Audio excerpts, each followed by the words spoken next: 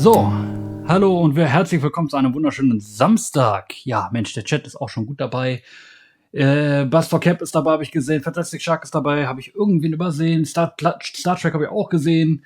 Psychoholic, ja, Cheesecake. Schön, dass ihr eingeschaltet habt. Heute haben wir nicht so ein straffes Programm. Also das sind jetzt auch, wie gesagt, Vorstellungen von Sachen, die mir letztes Jahr gut gefallen haben. Wo ich dann gedacht habe, so, Mensch, eine andere Seite, Mensch, die Superman Gay-Locke. Das gucke ich mir, glaube ich, jetzt immer an. Ne? Wie gesagt, wir fangen dabei an mit der Guerilla Collective, die im Endeffekt eigentlich, ja gut, okay, sie ist schön pink. Kann man machen.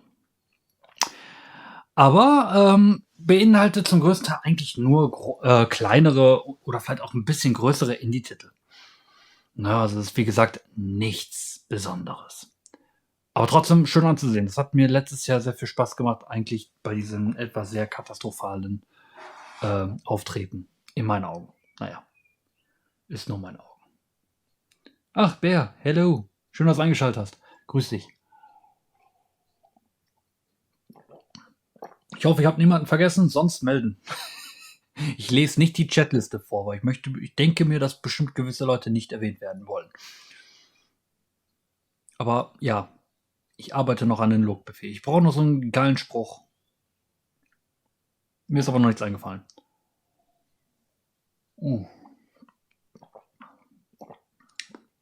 Der Kaffee ist kalt gewesen. Na, ist egal. Wird schon klappen. Naja, wie habt ihr denn die Tage so überstanden? Wie gesagt, gestern kam ja Mario Strikers raus. Ich hab's ja auch hier, aber ich habe 2 Matches gespielt.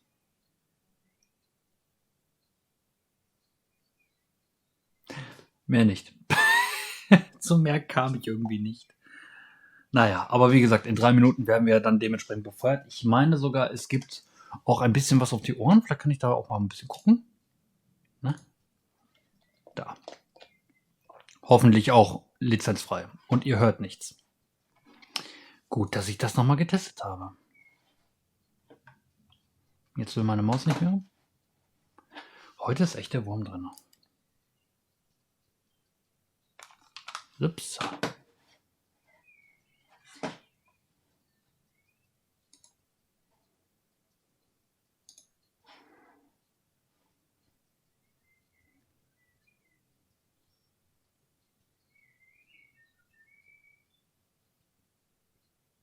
Eigentlich müsstet ihr was hören.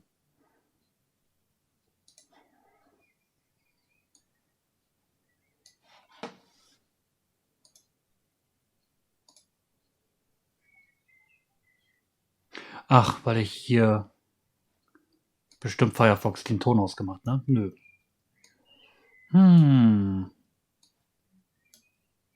No. Der Regler ist es. Sehr schön. Wieder was gelernt. Jetzt habt ihr Musik auf der Ohren. Sehr schön. Mann, oh Mann. Hören schon, aber zuhören? Ich bitte dich. Hallo Boulder. Schön, dass du auch eingeschaltet hast. Ich habe heute mal meinen Kumpel 5 Stunden bei seinem Sportkampf gegen seinen Assist-Kraft-Jury gestellt. Was? In Mario Strikers? Gestern mal die PS5 angeschlossen. Yeah. Ich kauf mir das nicht. Muss ja auch nicht. Liefen die Matches gut? Es war gegen Computer. Belassen wir es dabei. Natürlich habe ich es abgezogen. Aber die Computer, die erlauben, die sind ja so höflich, so, oh mein Gott, er setzt einen Superschuss an. Nein, ich mache jetzt keine Grätsche. Deswegen.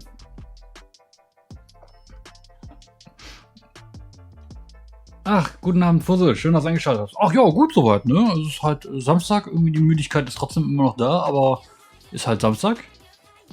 Yay! Eugenbolder, danke fürs Folgen. Und ich sehe gerade, haben wir nicht eingebunden. Damn it. Warum nicht? Schön, da war es gewesen.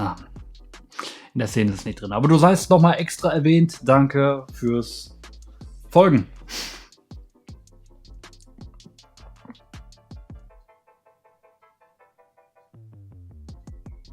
Musik geht schon gut ab. Aber wie gesagt, Guerilla Collective, euch erwartet hier kein großer AAA oder sonst irgendwas Spiel, sondern eigentlich rein theoretisch nur Indie-Titel, meistens auch Indie-Titel, die eigentlich schon bekannt sind. Ist jetzt nicht schlimm, hat mir letztes Jahr, wie gesagt, gefallen, war sehr erfrischend. Mal gucken, wie es dieses Jahr ist. Und es geht los.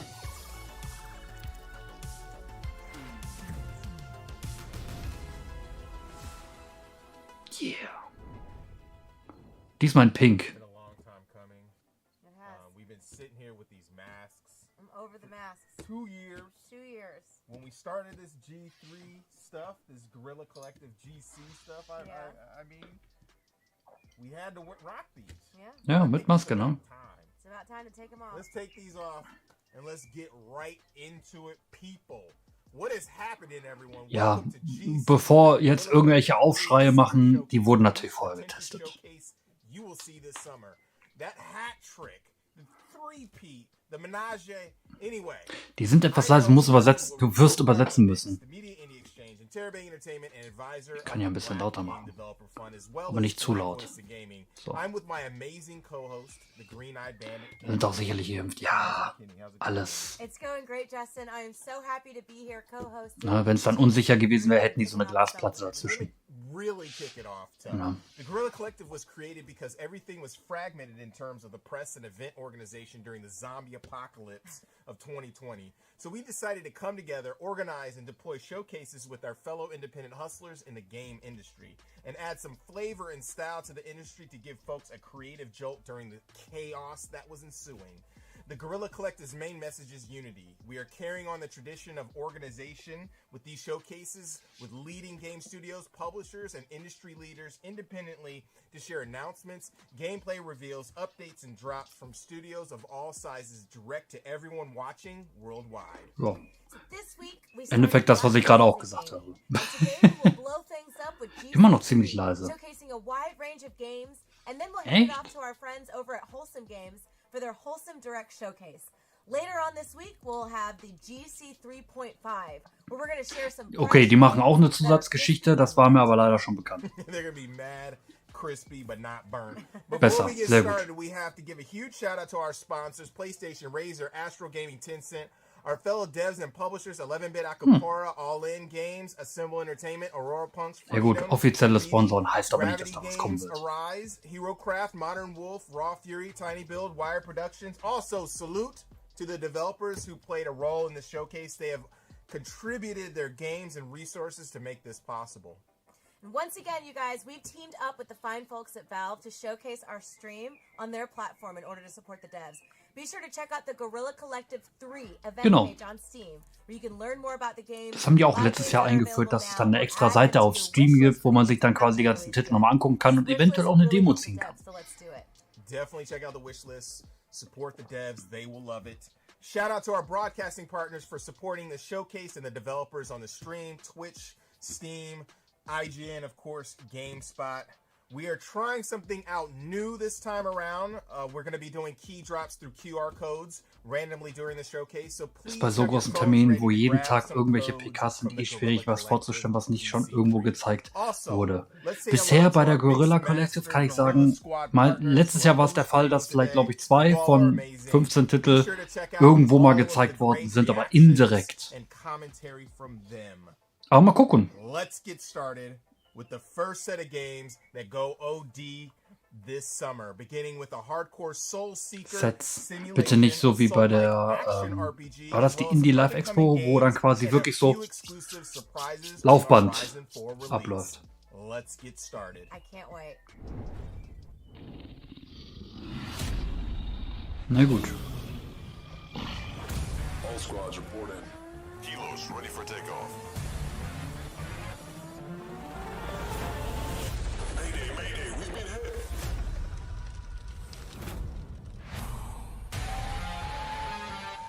Okay. Ein Twin-Stick-Shooter.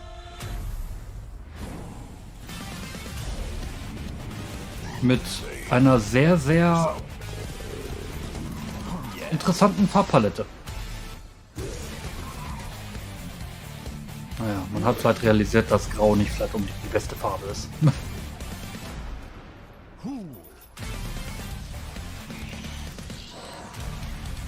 Die Welt braucht mehr Neon. Na.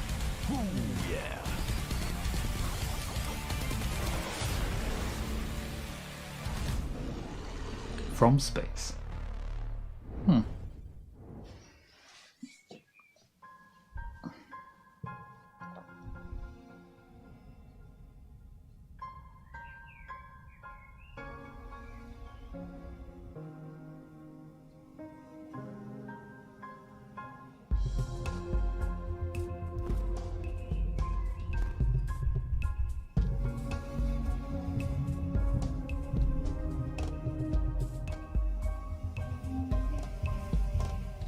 Okay.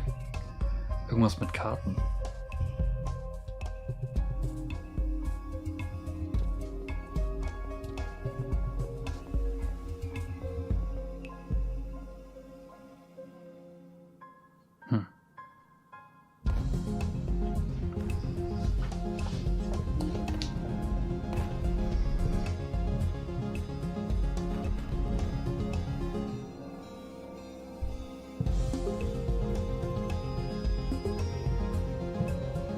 Es sieht nicht uninteressant aus, sagen wir mal so.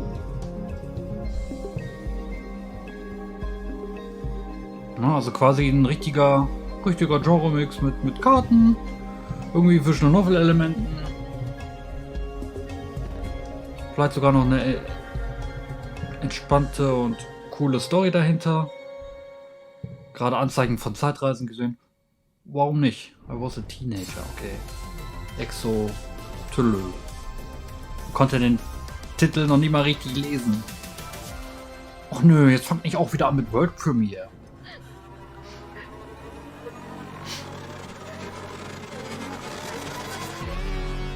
Okay.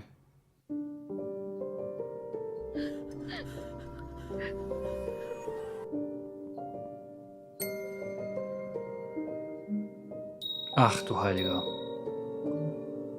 Braidless grüßen, gefühlt.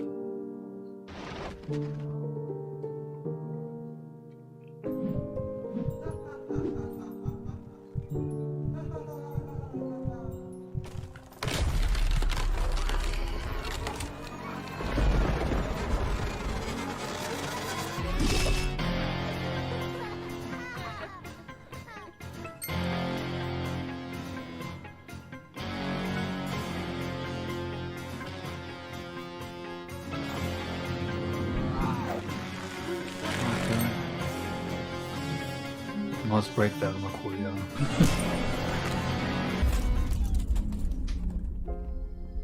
Interessant. Ugly. Auch interessanter Name.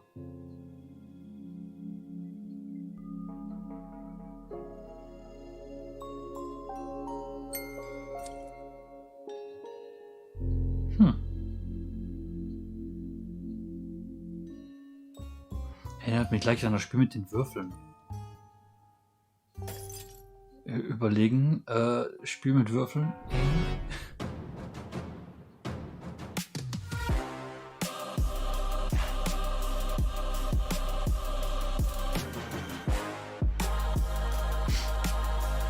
Okay.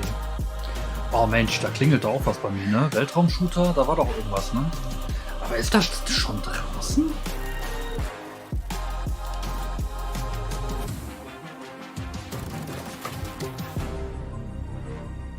Boundary. Beta-Test des Sommer. Das wurde doch schon letztes Jahr doch gezeigt oder so, ne? Call of Duty? Nein. Aber die Vorlage bestimmt.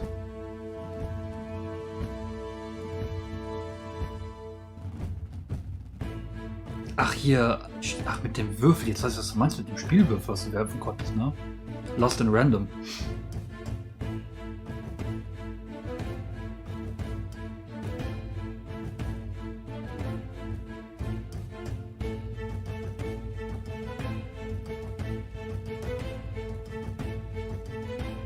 Multiplayer Tactical Shooter, ja. Hätte ich mir auch schon fast gedacht. Dafür war halt wieder zu viel Skins und so weiter. Mache deinen Astronauten zum Tiger oder so.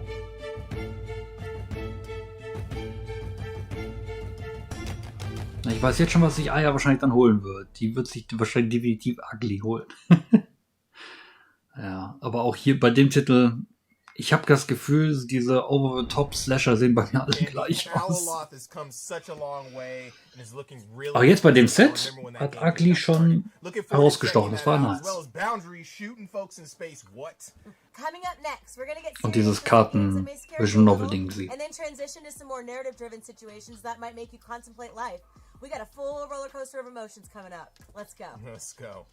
Okay, anschnallen.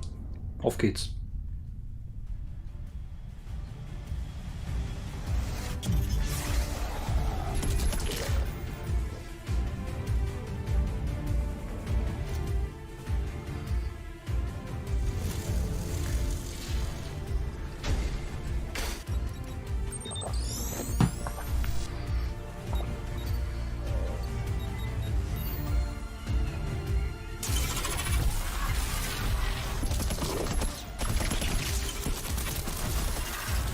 Mhm.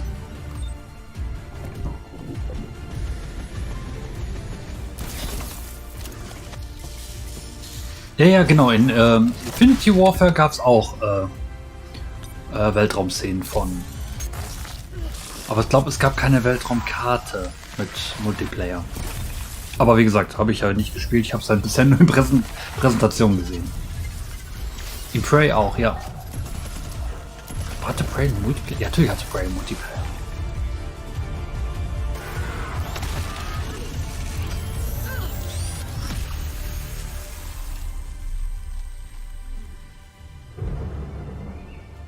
Mhm. Okay. Daymare. Na dann.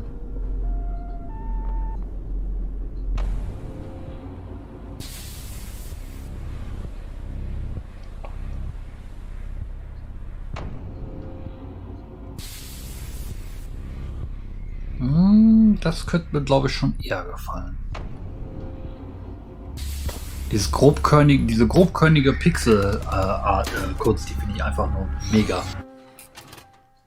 Deswegen Anno Mutation ein bestes Beispiel dafür.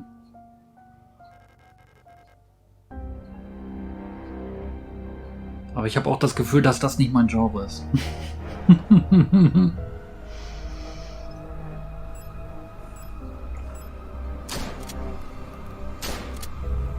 Hat so ein bisschen was, ja, Resident Evil nicht, sondern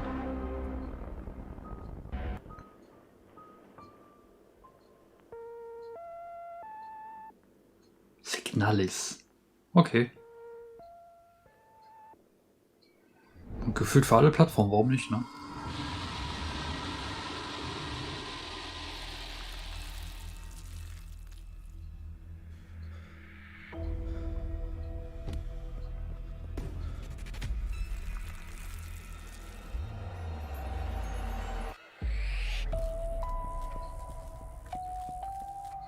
Okay.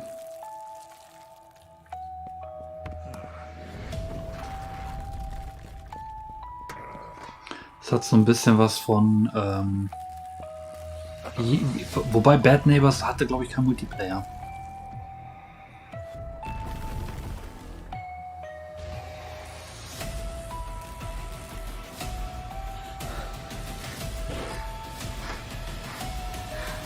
Hello Neighbor. Nicht Bad Neighbor. Wie komme ich jetzt auf Bad Neighbor? Das ist egal. Dead by Daylight, stimmt. Genau, das war ja auch so ähnlich, ne?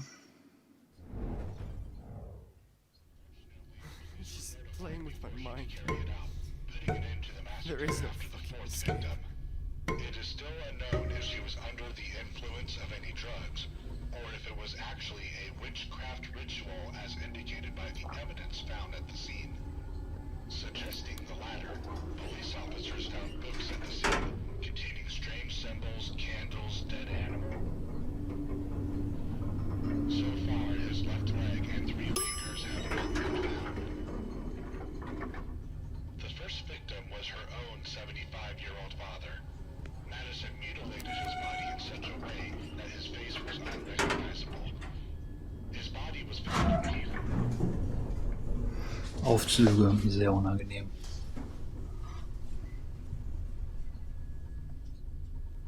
Sehr dunkel.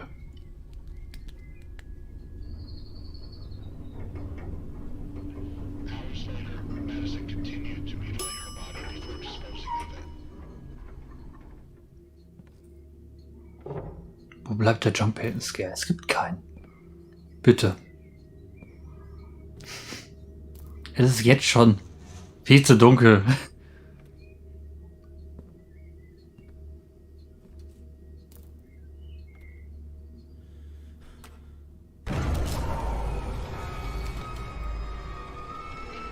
War das nochmal mit Jumpscare? Da war er. Hm.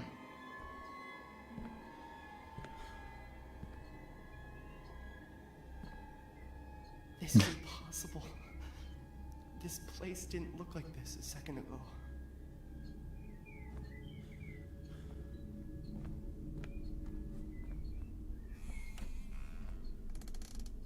Mist. Maybe I can break them with something. So nach dem Motto, Mist, Klo abgeschlossen. Nein. Okay, ich hätte die Crowbar benutzt.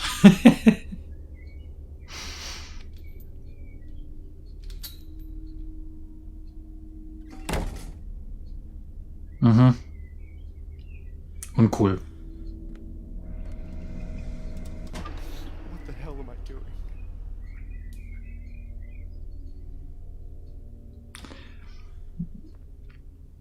Nein. Das ist nichts für mich. The doorbell. Ja. I gotta get to the front door. Mhm.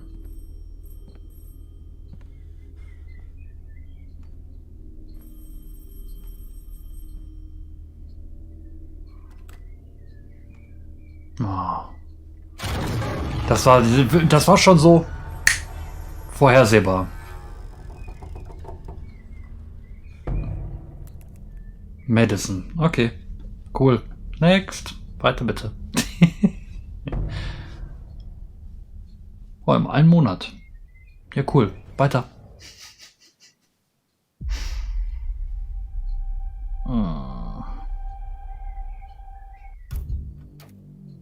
Warum habe ich das Gefühl, dass es dieses Jahr irgendwie sehr horrorlastig ist, ne?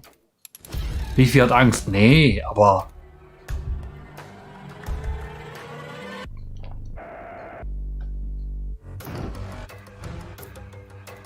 Rote Augen ist bestimmt Freund.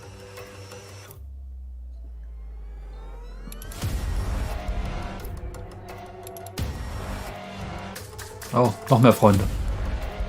Oh, und noch ein Freund. Die Aufzugknöpfe, ey, erinnere ich mich direkt an Luigi's Mansion so. Ah ja, ja.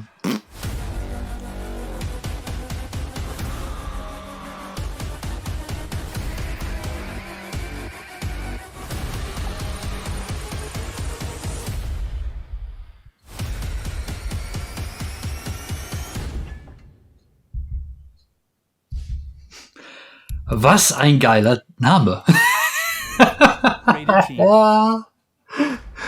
Der Kühlschrank ist rot. Bums. Oh Mann.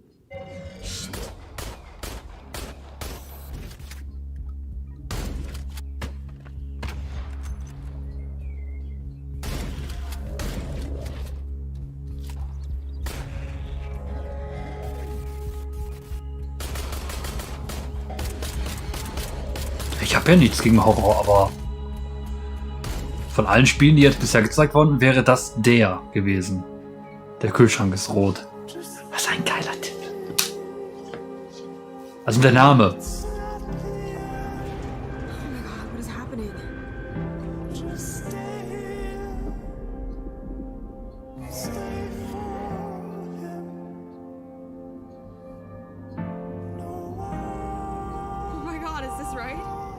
Ja, ja, genau. Denn der Name ist halt direkt so präsent.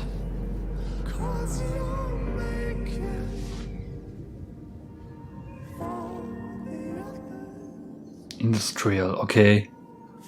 Fantastic Shark hätte es fast erraten. Krass. Out Now, okay.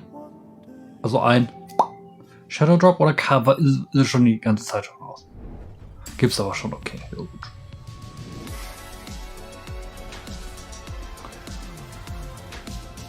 Yeah. Das hätte er verwerben müssen. Hey guys, it's Carol from 11B Studios. I'm glad to be back at Guerilla Collective because we've been pretty busy for the last 2 years. So first of all, I would like to introduce Luke Whitaker from State of Play, the creators of South of the Circle, because they would like to tell you more about how they are creating games.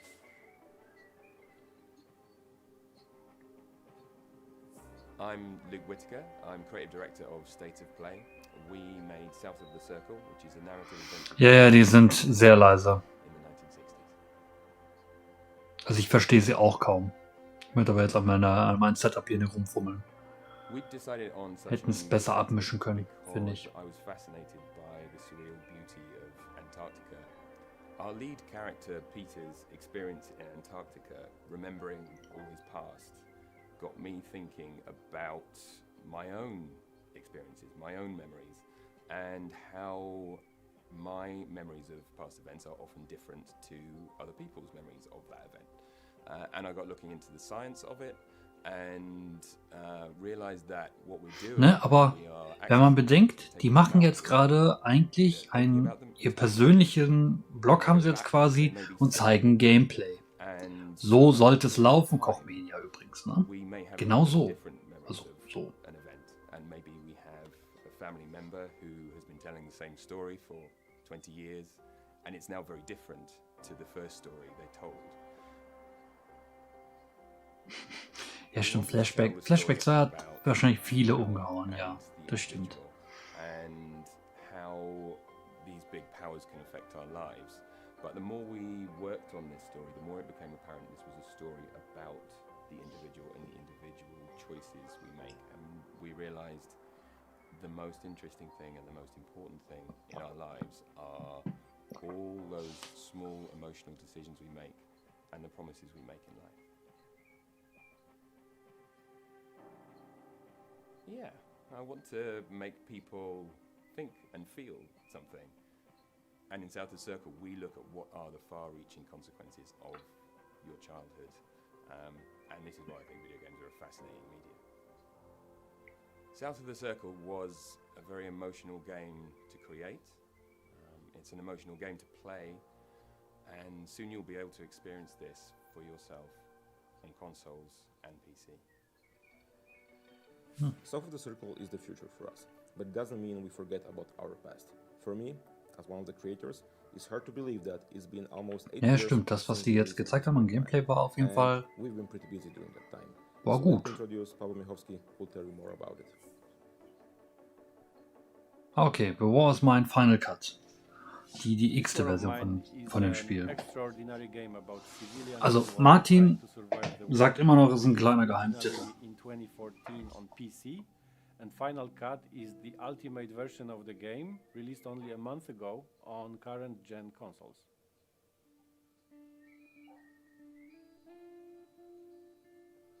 Ja, war auch, glaube ich, auf der Switch, glaube ich, auch für 1 Euro dabei. Also deswegen. In very inhuman times. Imagine being put in a war-torn city where you have to deal with lack of everything: food, medication, treatment, dealing with constant danger. In such horrible times, it takes a lot of cost and heavy effort to stay human, and this War of Mine speaks exactly about it. This War of Mine Final Cut has got a lot of content comparing to the old-gen version, a content unavailable in that one. New civilians, new scenarios, new locations, so practically the game is a few times bigger comparing to the old one. And I need to stress out that in the game there is no tutorial. And you may ask why. It's simple, because in war, no one would tell you how to survive. Since 2014, we've been constantly developing the game, adding new story-driven scenarios, a lot of free updates. Muss man sich mal auf der Zunge zergehen lassen. Seit Including 2014 even charity in content Entwicklung. that was directed specifically towards gathering funds for War Child in this case. Ja, haben sie. Ja, ist ja für aktuelle Plattformen ja auch rausgekommen. Red Cross just by selling the game, and we amounted $1 million almost. So actually, this War of Mine is a great example that a game can make a change and be that way something more than just a game. That's all we've got for you today, and I hope you like it.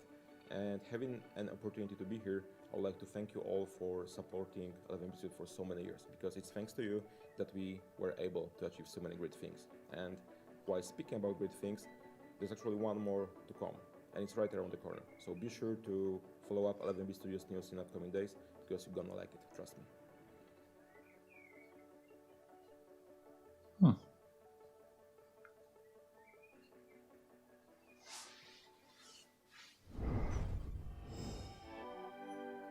Hello, I'm Jörg Titel, and I'm the writer and director of The Last Worker, a first-person narrative adventure centered around our struggle in an increasingly automated world. I'm Ryan Bousfield, I run Wolf and Wood, and we're bringing The Last Worker to PC, console, and VR platforms in 2022.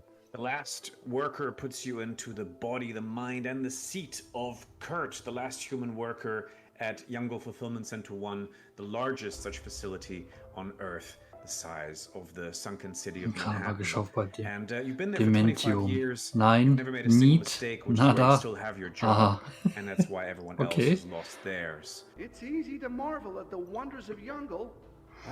Tove Moon ist, glaube ich, war das nicht die Geschichte von einem schwer kranken Patienten, wo dann die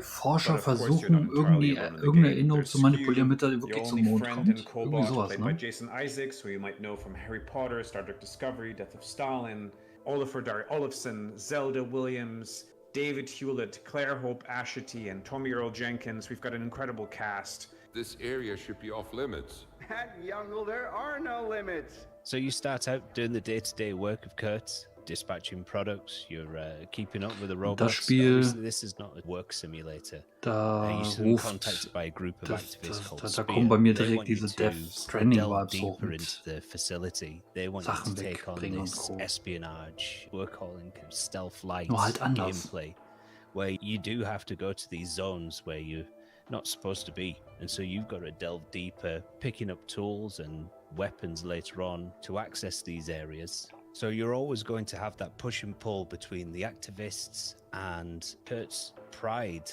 in his day-to-day job. Don't worry, she won't hurt you. Again, right? Hoverbird? I can't promise anything. It's a story and world rich with drama and even the occasional moments of horror and a lot of comedy as well. Because it's important for us to build a world that you actually want to inhabit. We wanted to make something that is crafted with love and full of color. We have been working with Nick McMahon, the incredible comics legend and co-creator of Judge Dredd, on designing these characters in the world with him. And I hope you will enjoy the very unique look of our game. At Youngle, nothing. The game is packed with so many surprises and crazy cool moments. We just cannot wait for you to play it later this year.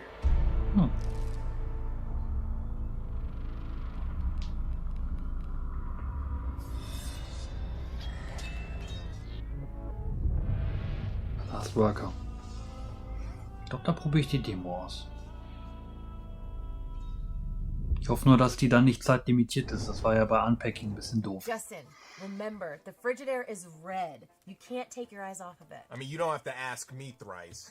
You know what? Signalis is also looking slick with its old school PlayStation. Textures and gritty yet smooth, ominous style. Such awesome, like, gritty games. Genau, danke, Bär, To loosen things up, you guys don't have to worry about staring at a crimson icebox. We've got some upbeat style arcade titles coming at you. Let's shred right into it. Let's shred it. Na gut, nächstes Set.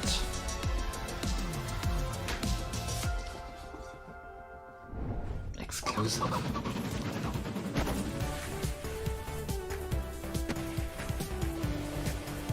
Wie war das irgendwie vor 2 Tagen mit Snowboard Kids? Ja. Ist halt nur mit Vögeln.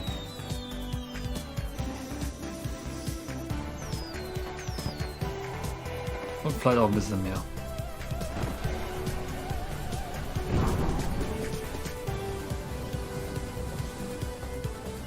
Oh Mann.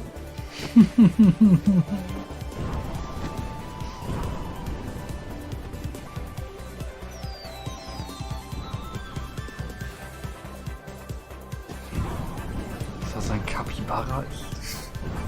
Ich müsste jetzt mein Handy rausholen, um zu gucken, was ein Capybara ist.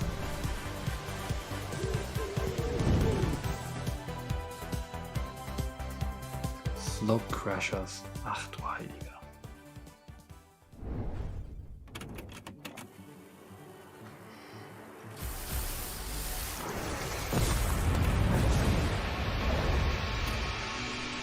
Ach, Cassette Beasts. Stimmt, das war ja auch, wurde ja auch mal angekündigt.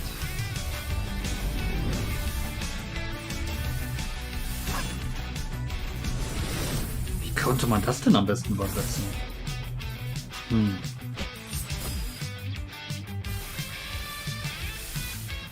War doch Pokémon wahrscheinlich, ne?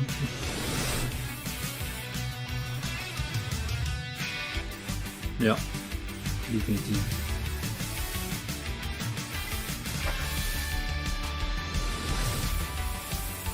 Alles klar, Eugen. Habt noch einen schönen Abend. Bis demnächst, ne? Und guten Appetit.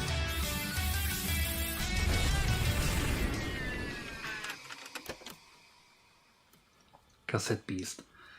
Ja, also wurde, glaube ich, letztes Jahr oder davor das Jahr angekündigt.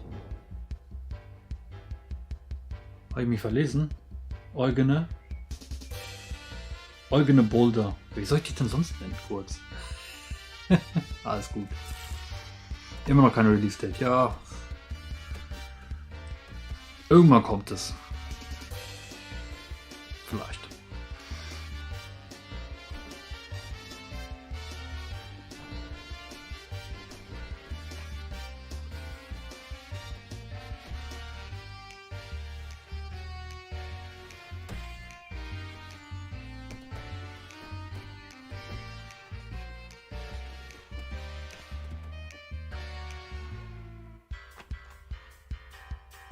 Okay. Mhm.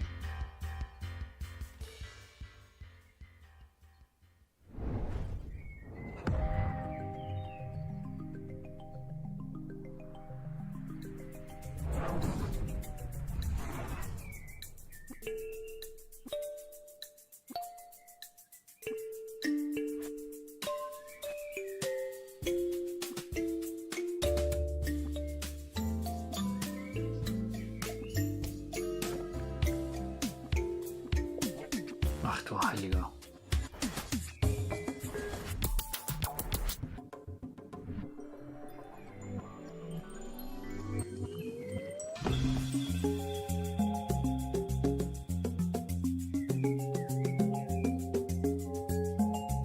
Wow. Ein Knobel-Musiktitel.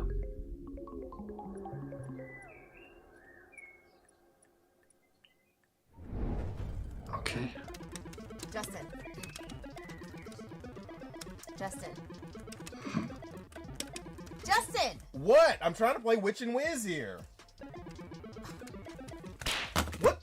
Candy? Please put down the handheld. I have a really special surprise for you. Okay, you have my undivided attention now. Good. Good, because next up, we're going to go back to the future and share some neo-retro games, soon-to-be classics, that give you that old-school funk, that give you that feeling.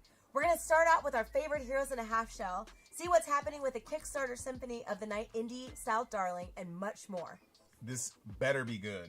Oh, it will be.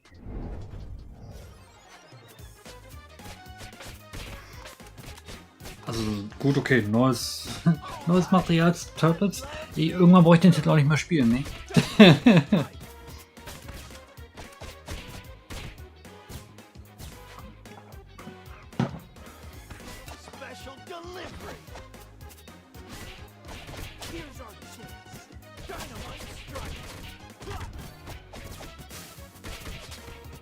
gut, aber diesmal ist es halt ungeschnittenes Gameplay-Material, ist vielleicht auch mal nicht so schlecht. Ich nehme was zurück.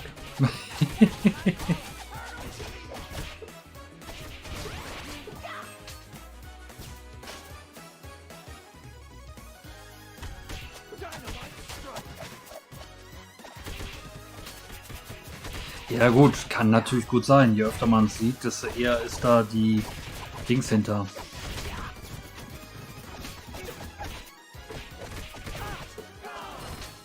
Ich bin gerade überlegt, kommt Shredder's Revenge eigentlich bei uns physikalisch raus?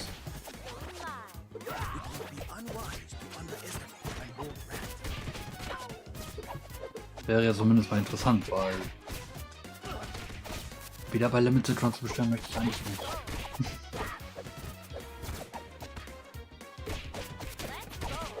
Aber ohne Flachs mit 6 Spielern ist das doch ein bisschen sehr chaotisch.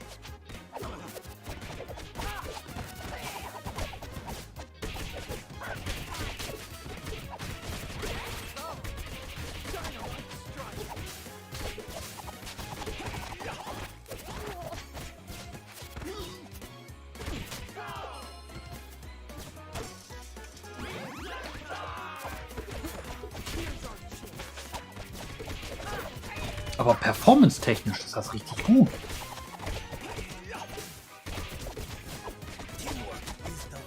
Das ist geordnete Unordnung. Ja, also Chaos.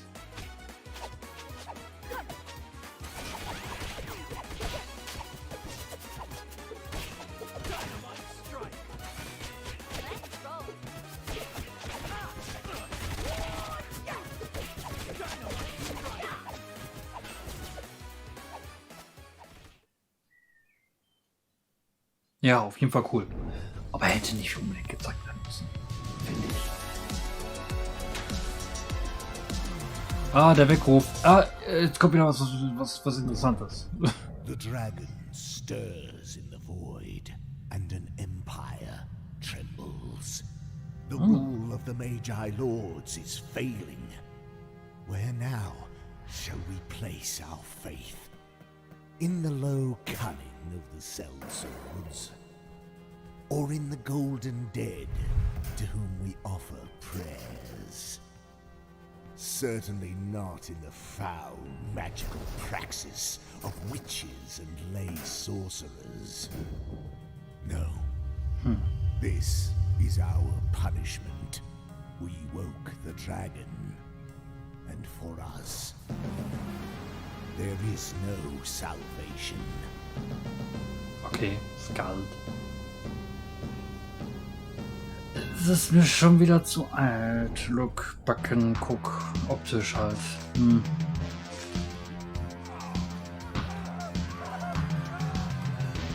Achso, das ist doch hier das Spiel, was wir auch bei Limited Run gesehen haben, ne? Ja, genau. The Bloodiest Game.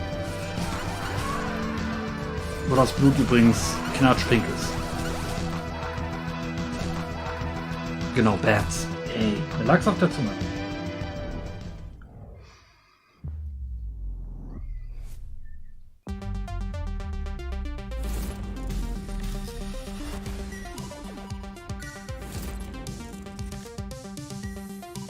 Ja, wir wissen, dass das Alloway ist.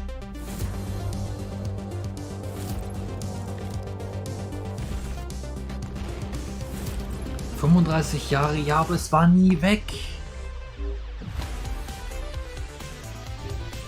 Ah, ja, oder Arkham, ja. Für mich ist es Alloway.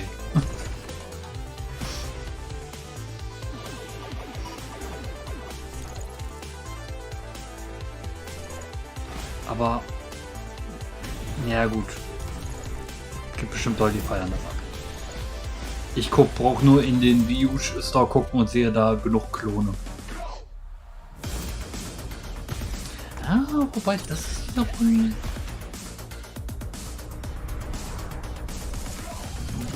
Battle Royale Modus.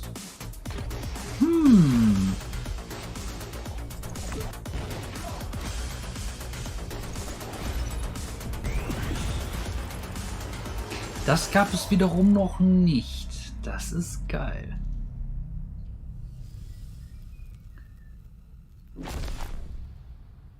Eternal Battle. Der Untertitel ist auch nice. Hast du Battle Royale auf der Liste drauf? Yes! Ich kann mir einen Stempel geben.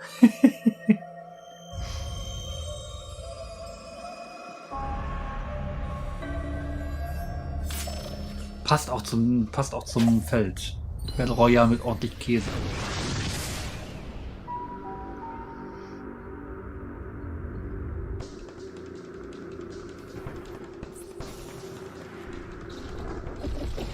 Okay. Ich mag die schwarz-weiß.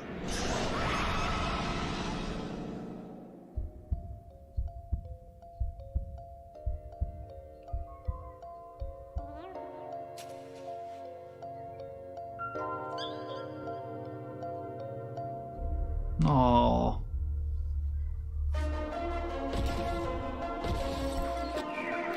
Ich glaube eher Metroidvania, ne?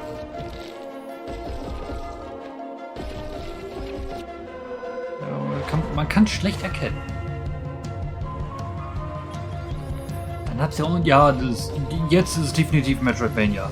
Mit unterschiedlichen Anzügen. Hammer.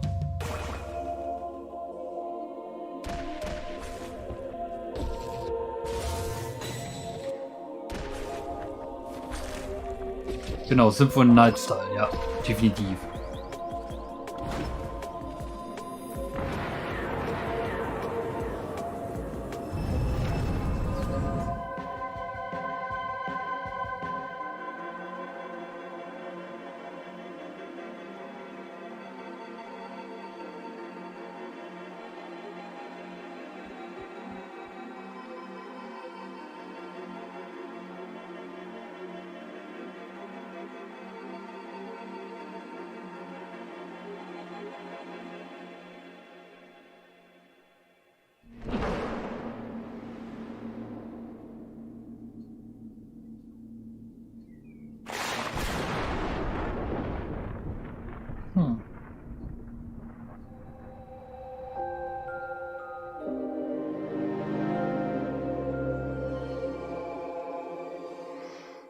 Years of Shadows.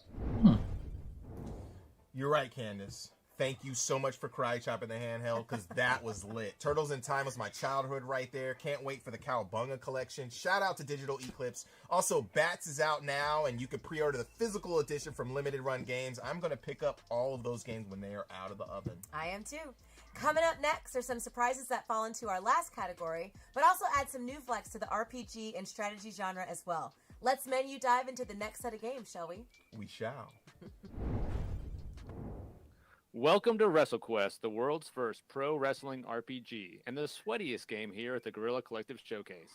I'm Zach, the head of narrative here at MegaCat Studios. I'm Andy. I'm one of our senior designers. And we've got some content here to show Wrestling you that has never been seen RPG. So WrestleQuest includes real-world wrestling legends like Macho Man Randy Savage. Gut, ich habe mir heute Morgen ein Video von Stop Skeleton from Fighting mit dem Doom RPG, also von daher man kann alles RPGen.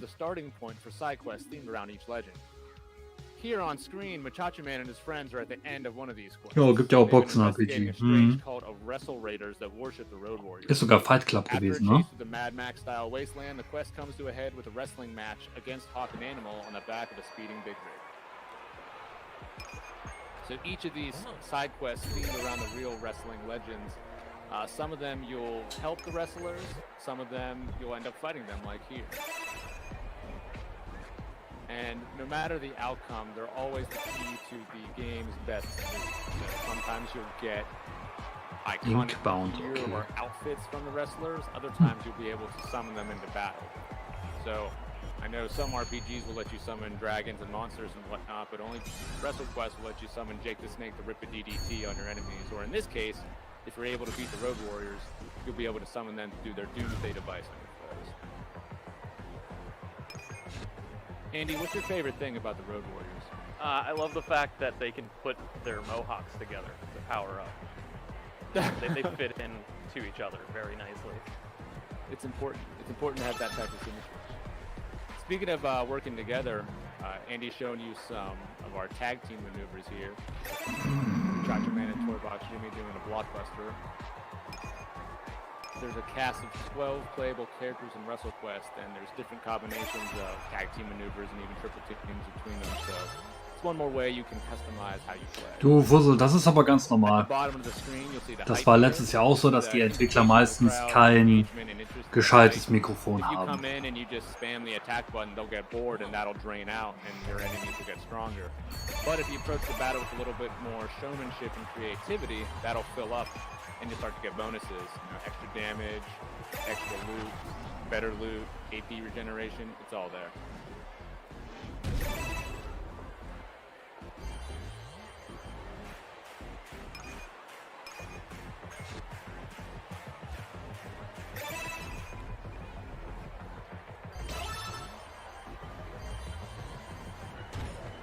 Ja gut, es ist halt rundenbasiertes RPG, ne? Also deswegen ja. Haben die ja jetzt irgendwie ein Release-Date genannt? Nö, ne? Ah, so egal. Today, I'd like to introduce you to the core gameplay of Zoetti, our poker-based roguelike by Im ersten, glaube ich, gerade gedacht, so Mensch, das kennst du irgendwoher, das wurde doch bestimmt letztes Jahr angekündigt und jetzt so, nee. Ein Roguelike-Kartenspiel. Google nach 9 Years of Shadows. Every time you win a fight, you get a reward. You get more powerful before you face tougher challenges. Like all of the stuff that makes for a good roguelike experience.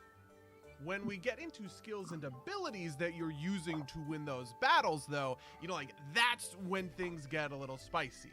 In Zoetti, you have a limited number of skill slots, and each one is tied to a particular hand of poker. The rarer the hand, the more powerful the skill. 2-pair is going to be weaker than, a straight flush.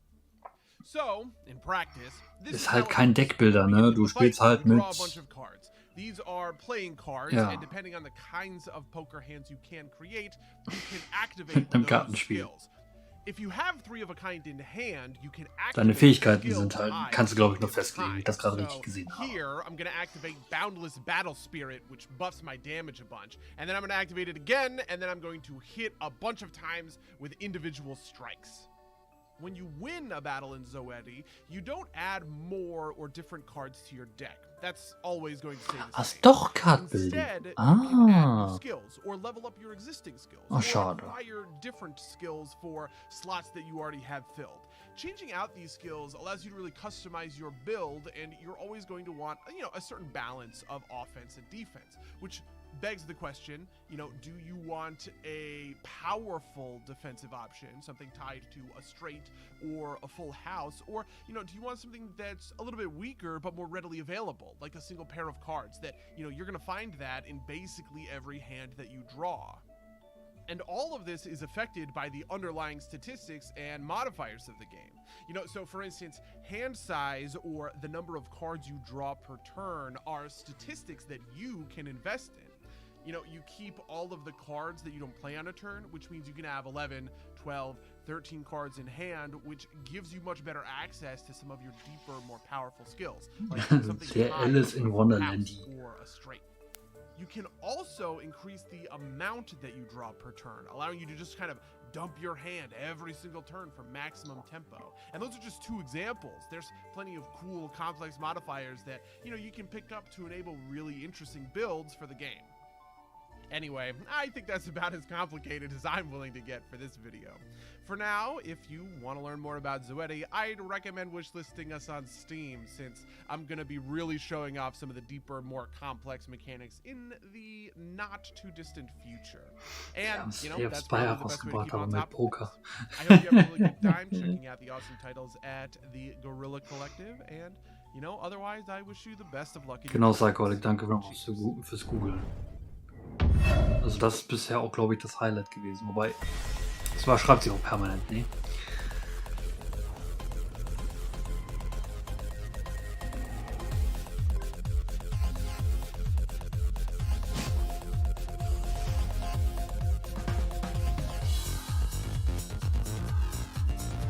Na gut, hier haben wir jetzt nochmal einen Schnelldurchlauf von einigen Indie-Titeln. Ja, war ein Final Fantasy Tactics Spiel dabei, aber ja.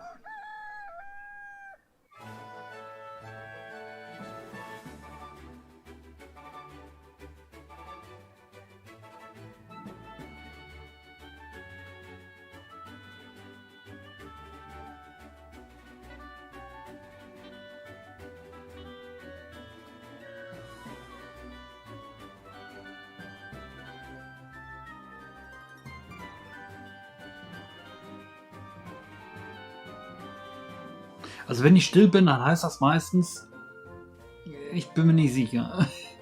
Weil das ist irgendwie so, ich weiß auch nicht. Dieses 3D, 2D-Figuren in 3D irgendwie, seit Octopath Travelers bin ich irgendwie da satt.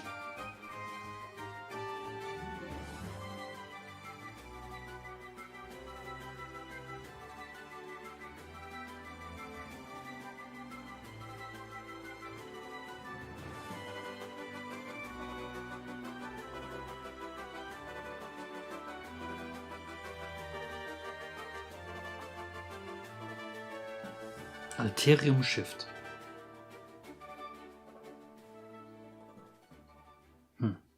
Okay. Ja gut.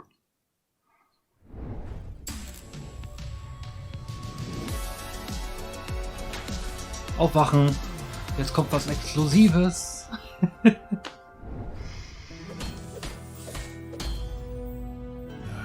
You know, kid. Great Venture. The world isn't all sunshine and rainbows.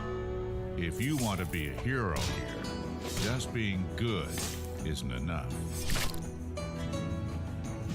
Because this world is ruled by greed. And greed is exactly what you need here.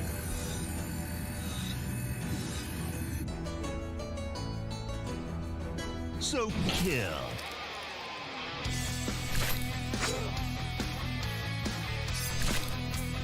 And blow up.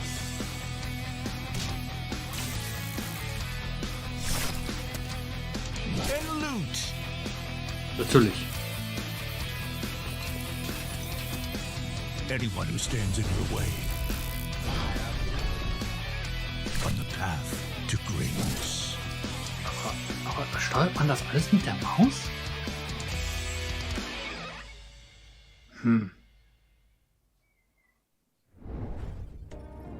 Sieht aus wie ein lustiger Zeit. Das dachte ich gerade auch. Aber gleichzeitig so, nee. And this is Keylocker turn-based cyberpunk action.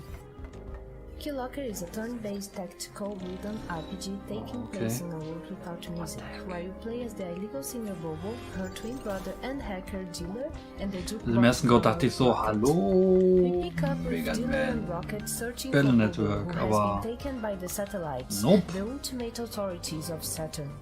They have entered the droid factory, the domain of one of Saturn's satellites, Telesto, but the way forward is filled with dangerous foes.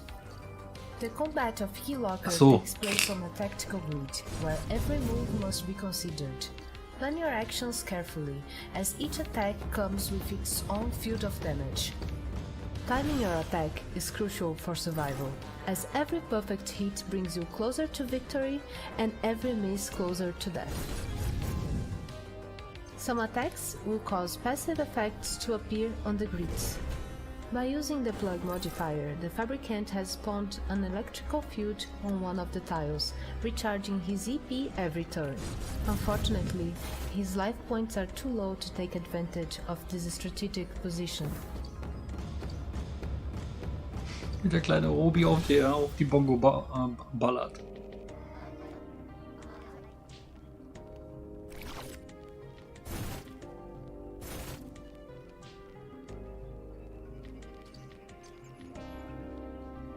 Luckily, Dealer has spent a long time preparing for this moment, holding keys to increase his progress on the skill tree.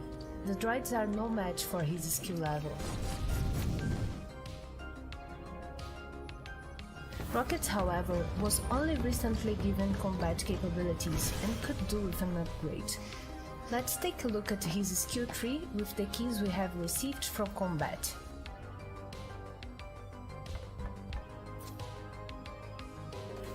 The skill tree has two branches and each different class gets an unique one.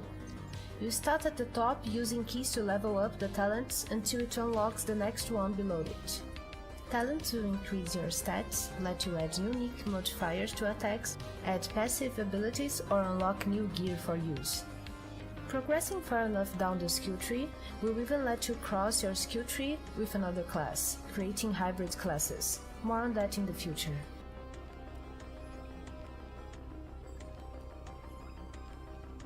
If you want to see more of Keylocker, head over to our Steam page and make sure to wishlist and follow. We will have a demo available there during the summer auch hier die so Demo make sure to check that out. Thank you. Sehe ich schon, komm, ich gucke mir die Präsentation dann heute Abend nochmal an und guck parallel, sagt man die ganzen Demos auf, wo ich sage, es gefällt mir.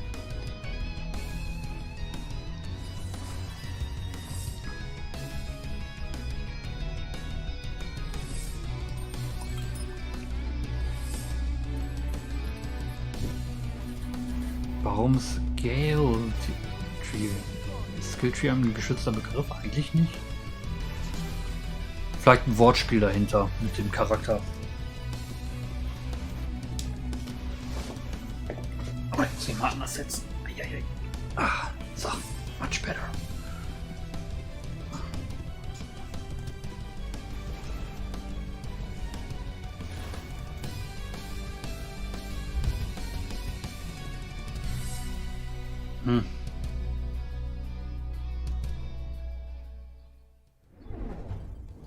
Wow, Justin, WrestleQuest looks fantastic.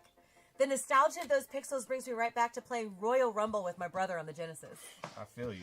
It also brings me back to some trauma. Trauma? Trauma, yeah. You know, my brother recorded over all of my high school cheerleading VHS tapes with episodes of Monday Night Raw. That is so ridiculous. It did, and it gave me a really bad relationship with wrestling, but there's something about WrestleQuest that's making me second-guess that, and I feel like I should really let all of this go. You definitely should make that happen. You know what, Joey? I love you, and I forgive you. Now I can move on with my life. Great breakthrough, Candace. And now that that's all over, we can move on with our lives and the rest of the show. Candy, how can we support these devs and their games? By the Steam event page, Justin. So everybody, be sure to check out the Guerilla Collective 3 event page on Steam. Definitely support the devs, check out their games, wishlist them, and all that jazz for sure. Okay, kids, it's GC3 key time. Here's the QR code. Take a picture of it for some of your favorite awesome Guerilla Collective games from the developers and publishers representing the GC. Ja, wisst ihr Bescheid, könnt ihr einsehen. Free keys. You love them. You see the QR code. Take it. First come, first serve. Boom. Up next on GC3, it is time for some action. We're going to share some indie titles that represent tough in the action adventure department. So let's go. Hello everyone, I'm Giacomo Masi, Narrative Director at Soulmate Games, and I'm here to present to you our latest work, Batora Lost Haven, which will launch this fall. Batora is a narrative action RPG where Avril, our protagonist, will have to face a cosmic journey and use her powers to save who and what she loves, making many significant choices that will change the destiny of the whole universe. Avril's journey will take her to 4 different worlds, each representing one of the natural elements. The one we are seeing right now is Wab, the planet of air, which is composed of 5 completely different areas that will feature a scorching desert, this eerie mountain, a mystical river infested by evil spirits, and so much more. We've had a lot of fun creating intriguing characters with their own cultures and customs. Aber das sieht doch aus wie auch dieses Spiel, was auch in Indien entwickelt worden ist, was ja auch richtig rauskam. Mensch. All the planets that Avril will visit during the game are actually Raji, inspired by dankeschön, places genau. and human cultures. For example, Wuhav is strongly based on Chinese mythologies and settings, and this cute little lizard that we see here is called Yoke. He's from the Xia tribe, and he's also a companion that will help us in combat while we uncover the secrets of this mysterious world. Speaking of fighting, Aber Raji ist ein Schlauch. Ja, aber wird das anders sein? Concept of the game, dualism.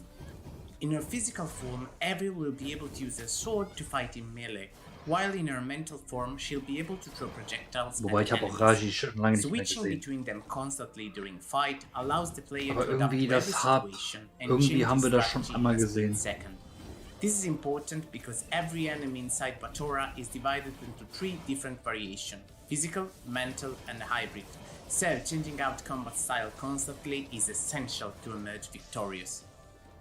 The nature switch mechanic is also used to solve many puzzles. For example, this one is a memory game that requires the player to listen to a sequence of notes and reproduce them with the help of Avril's physical and mental powers. The narrative side of Batora is also based on duality, and players will be able to shape their own path thanks to the karma system. During an adventure, Avril will have to make many difficult decisions, and each of them will have heavy consequences that may lead to different outcomes and endings. So, are you ready to meet fascinating creatures, explore mysterious planets, and discover where your decisions will take you? Batora Lost Haven is coming on PC and consoles this fall. Don't miss any of the news and surprises related to Batora. Wishlist it right now on Steam.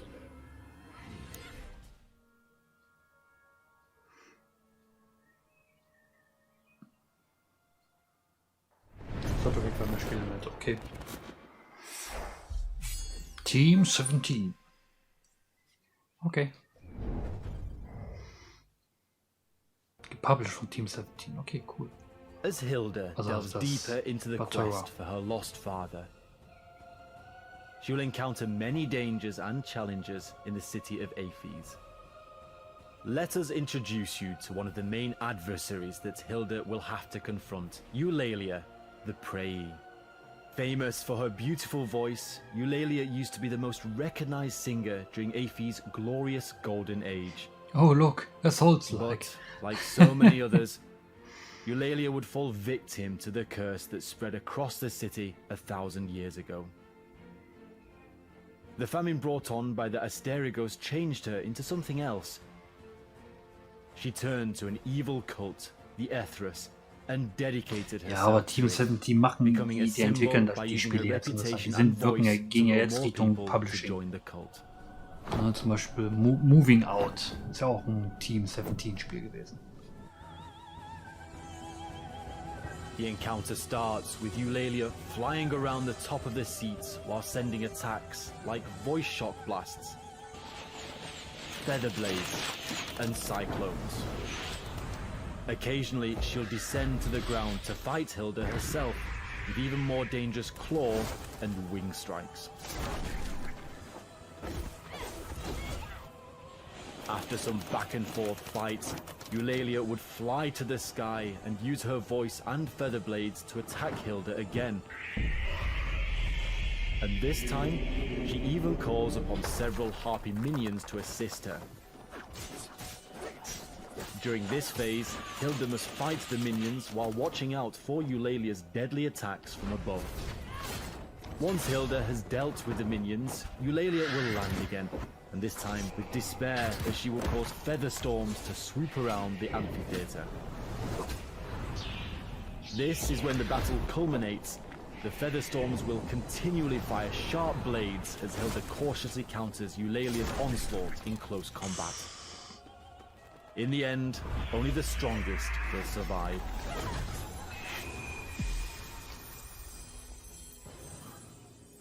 We hope you enjoy this preview, and we can't wait to share more about the world of Asterigos with you.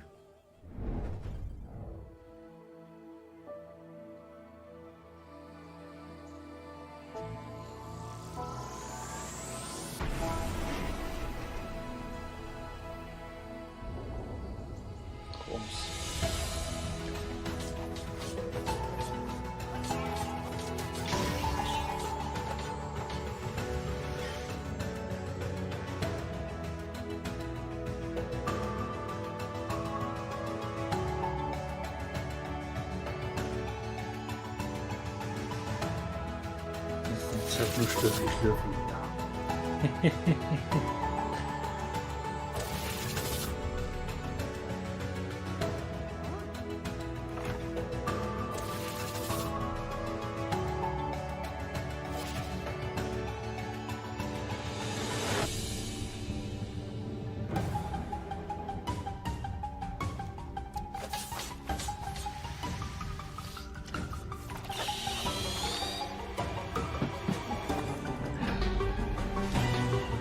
Der visuelle Bug gerade. Achso, diesen visuellen Bug da. Ah, dieser Riss, damit sie dann eine andere Dimension reisen kann.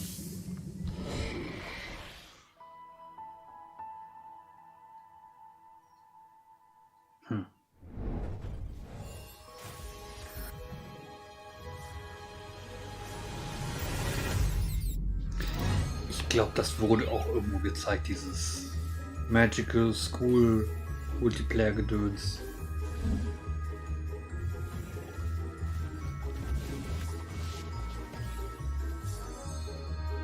Oder ich hau's mit irgendeinem anderen Spiel durcheinander, was übrigens bei den ganzen Indie-Titeln leider öfters passiert.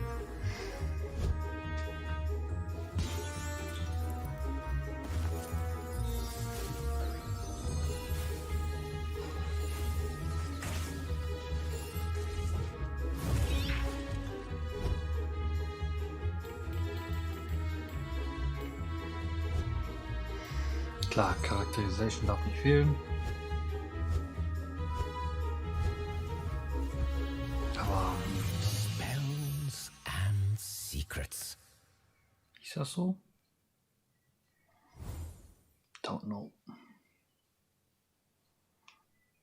Ach so, war ein Kickstarter-Spiel. Ah, okay. Yay, ein Frosch. Ich bin wieder wach. Jetzt ist der Frosch weg. Ich dachte, der Frosch ist Hauptprotagonist. Schade. Ich nehme alles zurück. Was kommt jetzt?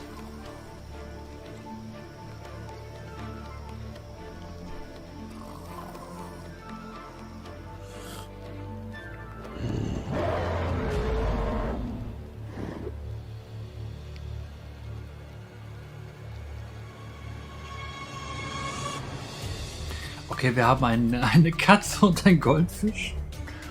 Okay.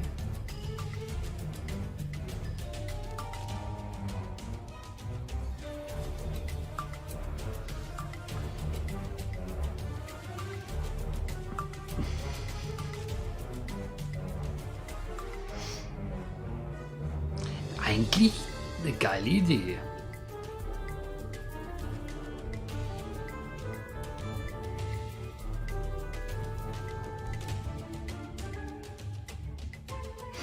Nein, spielt die Katze, andere ist der Fisch.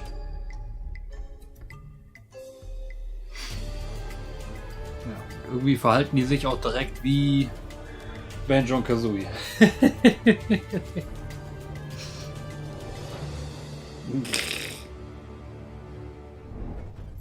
River Tales, auch sehr cool. A tranquil island was hidden from the world. But one day, its shield vanished. The magical Amri once gave life, but now corrupts it. And all creatures, great and small, are being enslaved. Can you save Ikene Island? Embark on an enchanting adventure. Explore a land of secrets. Free and befriend all kinds of animals. No. And use their talents to make new discoveries. Battle enemies. Or just hang out. Build your home. Decorate it however you like. And help develop your hamlet. Grow all kinds of crops on your farm. Natürlich ist auch wieder Farm dabei. And craft Ich hab schon fast everything gedacht. you need to thwart greedy pirates, repel monsters, and uncover mysteries. In time, you can explore and restore peace to Ikone Island. A new Earthlock adventure is about to begin. Ikone Island. Coming soon on Steam. Iconea. Das andere Spiel, was glaube ich Martin gemeint hat, das war Coral Island, ne? Die heißen alle mit Island. Ich mag immer noch Yoshi's Island, aber das ist eine andere Geschichte.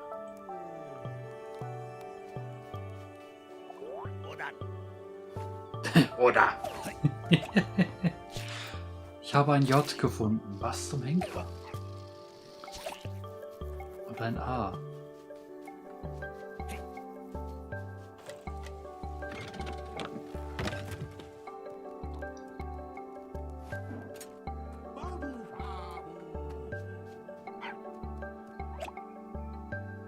Oh. Warum auch den Hund streicheln, wenn man die Pflanze umarmen kann? Time on Frog Island. Oh.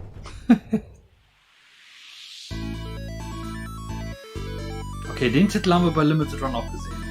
Nimmst um 21 Uhr die Future Game Show mit, Bifi? Ich weiß es auch nicht. Bisher die Future Game Show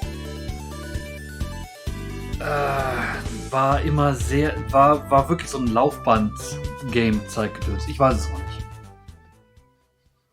Ich mach's abhängig von Future of Play und die Wholesome Direct. Love a fun, upbeat platformer? In Frogan, you take control of Renata, daughter of world-famous archaeologists and inventors. Achso, dann handelt es sich hierbei um neue Spiele. Ich dachte, das ist ein altbekanntes. So ein schönes Knobel-Action-Adventure.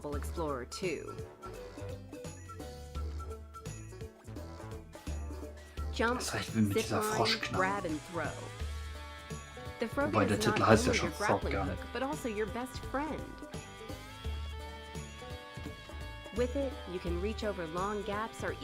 Ich bin auch immer noch der Meinung, wir brauchen mehr Frösche in Videospielen. Und bitte holt nicht Frogger raus.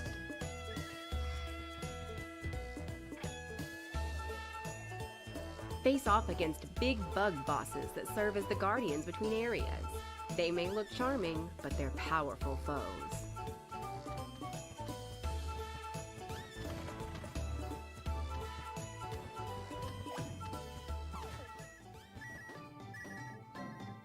Collect all sorts of treasure, including hats you can swap your helmet with, gallery pictures, tons of medals, and a full bestiary.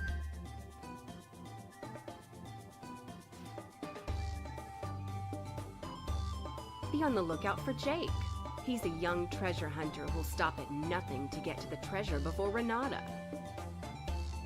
Whenever you find him, the race is on. Aber irgendwie habe ich das Gefühl, es ist ein ich kann hier alles sammeln Spiel. Look around for hidden treasure and alternate paths because every level is full of surprises and optional objectives. Okay, Frage beantwortet. Es ist ein du kannst ja eigentlich alles sammeln Spiel. From lush jungles to stinky swamps, snowy mountaintops and lava-filled shrines, the varied ruins ensure you'll need. Ja, der Grafikstil ist so grob polygonal, so, hat schon fast so PlayStation N64 Niveau. Muss man jetzt mögen. Ich behalte es mal im Auge. Sieht auf jeden Fall cool aus. Kommt aber wahrscheinlich nicht an wie war das? Nine Shadows? Nein.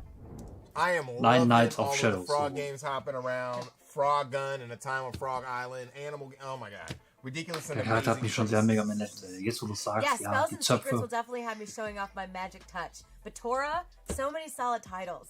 Okay, kids, it's GC3 Bei N64 würde man sagen, schlecht gealtert. Okay, dann ist es PS1. Also wie gesagt, wurde ja auch schon bei Limited Run gezeigt. Nur da konnte ich nichts damit anfangen. Jetzt habe ich ja einen schon besseren Blick bekommen. Okay, that's enough. Okay, y'all got your keys. Boom. Up next, we're going to put on our creative caps and get back into strategy, show off some games that are focused on world building, narrative construction, and tending to your magnificent gardens. Let's hop right in and go. Let's go. Tragically, the human civilization has ended. But who said that the post-apocalypse has got to be all dire? In I Am Future, you find yourself on the roof in a sunken and overgrown city once called Cosmopolis, where nature reigns now. Gather food to cook various delicious dishes. Build yourself a base that would work seamlessly. Disassemble the old house appliances to create new stuff out of old parts. Explore Cosmopolis to find useful resources and new friends. Ja, genau. Mal was anderes, ne? Das stimmt. Oh well, get away and start your life fresh in I Am Future. coming to Steam in 2022. Auch ein geiler Titel, den man sich super merken kann. I am Future. The fridge is red. I am Future. A premier fuel station and technological hub. As the manager of FlatEye, we're entrusting you to provide unparalleled customer service. Let's explore the various modules you'll be tasked with to outfit your station. You'll be able to unlock the new technologies through the profits you earn with excellent customer service, so be attentive. At the start, your module list will be limited, but each new unit placed opens up new menus of possibilities. Take this toilet module you've installed. Thanks to your diligent work stocking shelves and promptly dealing with customer purchases, you now have enough to upgrade it to a smart toilet. We can tell so much by analyzing whatever's going down the drain.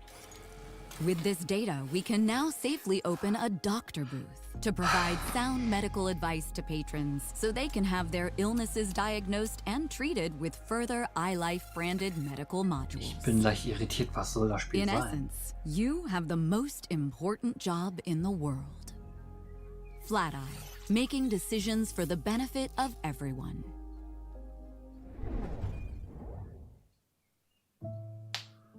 Oh, okay. Die haben jetzt so viel über Klos geredet. Das hat mich komplett aus dem Konzept gebracht.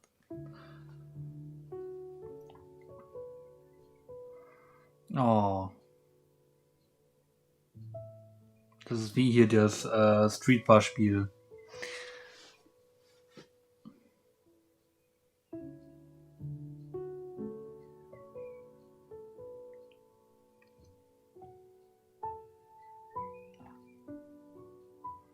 Ja gut, okay, die Pflanzen sind ein bisschen exotischer.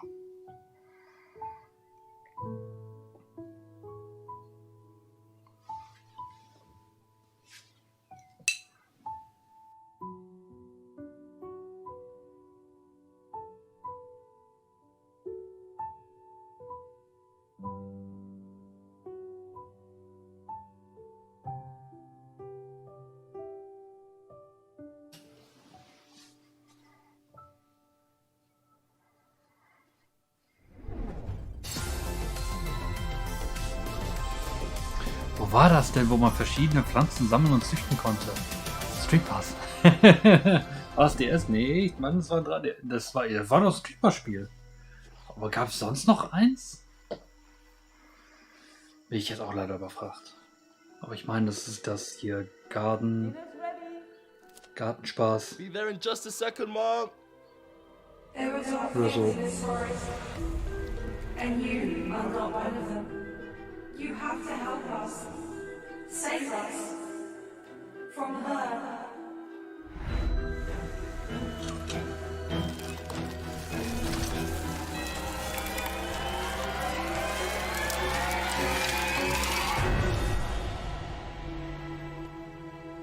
Okay. Honey?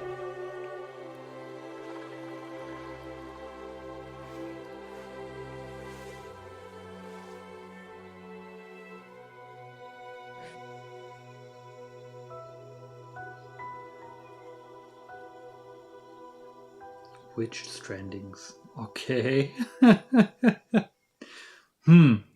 Sehr stranger Trailer.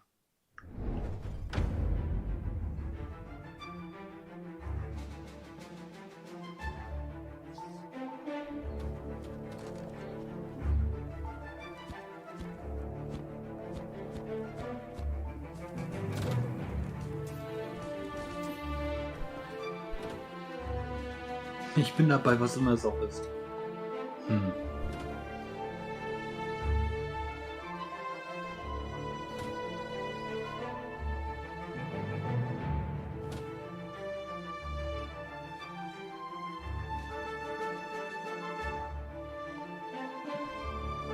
Sieht so aus, als ob es so ein Base-Defense-Spiel ist oder so. Oh cool, mit lokalem Multiplayer. Das sieht man auch relativ selten, finde ich.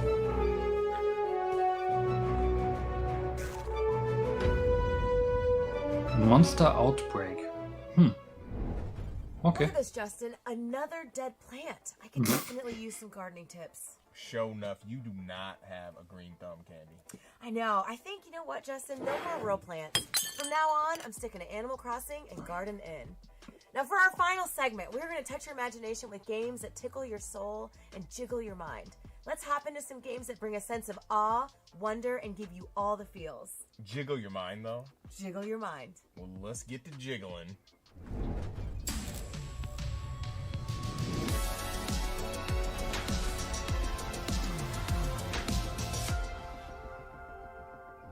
Exclusive.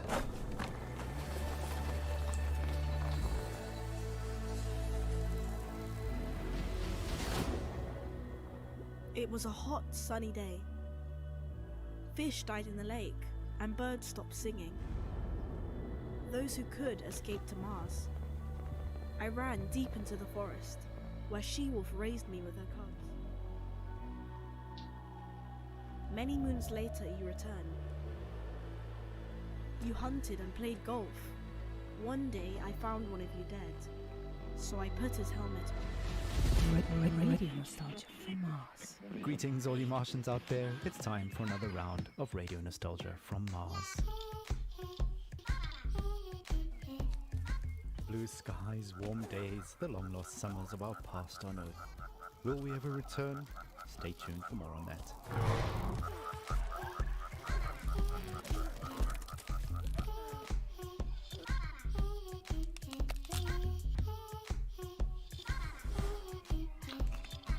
Yeah, Gold.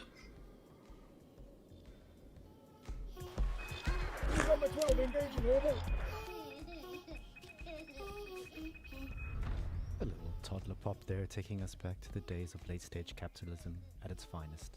Child labor never sounded. Sehr viel Grafikmix, ja.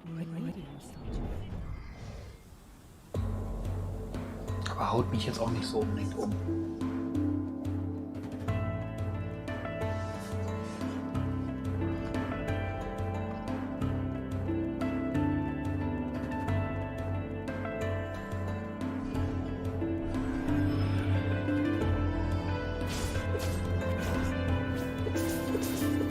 Ja, und das sieht auch wieder aus wie so Metroidvania angelehnt an Ori. Gefühlt.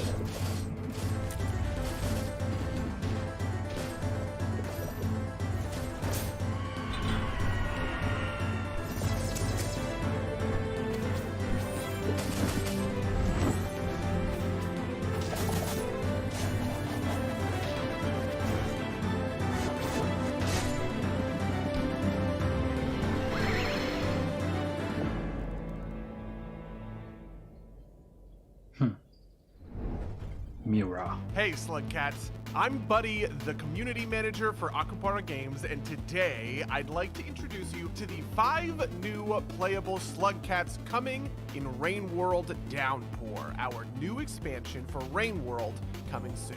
If you haven't heard about the Downpour expansion for Rain World, it's bringing a whole host of new changes, characters, enemies, areas, and more to the Rain World experience. But the thing I really want to dig into today are those 5 adorable new Slugcats. They are the Rivulet, the Spearmaster, the Saint, the Gourmand, and the Artificer. Up first, let's talk about the Rivulet. This blue little guy has a ton of advantages to living in the harsh, foreboding environment of Rain World. It runs faster, jumps higher, and can breathe underwater, which means it can zip across the map between rainstorms. That's the good news. The bad news is, 1, all that running and swimming burns a ton of calories. 2, Rivulet's hibernation cycles are shorter than any other Slugcat. And 3, it doesn't carry much food over from day to day. Play the Rivulet if you want to be agile, but don't mind stocking up between storms. If you're looking for a little more aggression though, maybe the Spearmaster will be for you. This spiky Slugcat spawns spears, which is a tongue twister that I nailed on the first try. This is my first take, definitely not my 5th one, out of its tail, which means that anytime you can start stabbing spiders, scavengers, or squidcada. The Spearmaster drains 1 food for every spear it lands on a target, which means it isn't all that interested in the dango fruits and slime mold that other slug cats will need to sustain themselves. If you want to survive as Spearmaster, you better be out for blood. Play the Spearmaster if you want to be the Predator, hunting down prey and aggressively thriving between rainstorms. But maybe you want the opposite of that aggressive playstyle. Well, the Saint much prefers to avoid confrontations at all costs, which even includes using its long tongue to grab. Also wenn es eine Erweiterung ist, dann kenne ich das Hauptspiel ja noch The nicht mal, ne? rivulet is nimble in water. The Saint is acrobatic in Ja, the air, and you need The to Saint, use that das ist aerial die finesse Klasse. to stay high above the danger. The Saint won't even touch a spear, which can leave it a little bit exposed to being hunted down and devoured. Play the Saint if you want to deftly dodge your doom with your acrobatic antics. Okay, there's so much more I want to talk about, but I only have like 30 seconds left. There's 2 more slippery slug cats coming in Rain World Downpour, and I swear to God, one of them is the cutest thing you have seen in your life. You know, the other is just kind of cute. Honestly, I'm just saying that to be nice. He's pretty messed up looking. You can go watch an extended cut of this video featuring them right now on YouTube or the Rain World Steam page. Otherwise, I hope you have a great time at the Guerilla Collective. Cheers. Dir auch, cheers. Ah, das ist doch hier dieses Ballspiel, was wir letztes Jahr auch, glaube ich, gezeigt haben. Jetzt sieht man davon ein bisschen mehr.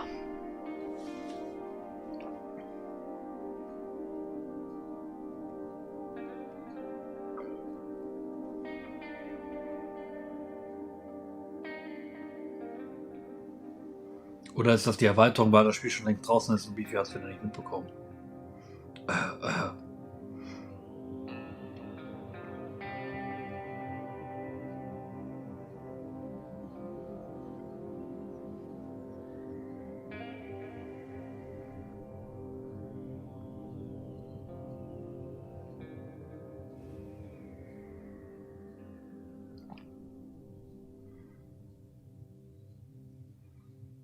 Ah ne, kommt noch. Exo One. Für PlayStation 5 und PlayStation 4. Okay. Well.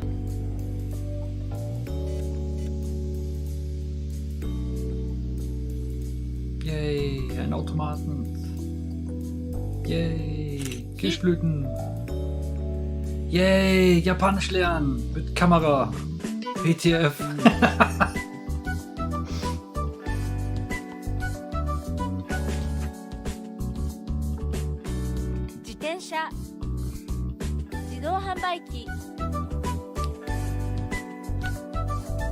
Cool.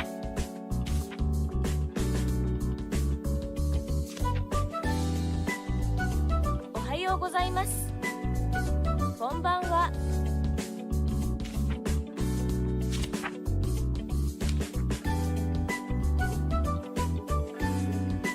Musik ist auch verdammt gut. Das ist das Hotel. Sushi-Laden.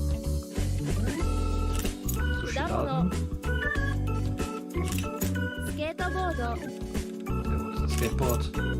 Das ist auch verdammt gut.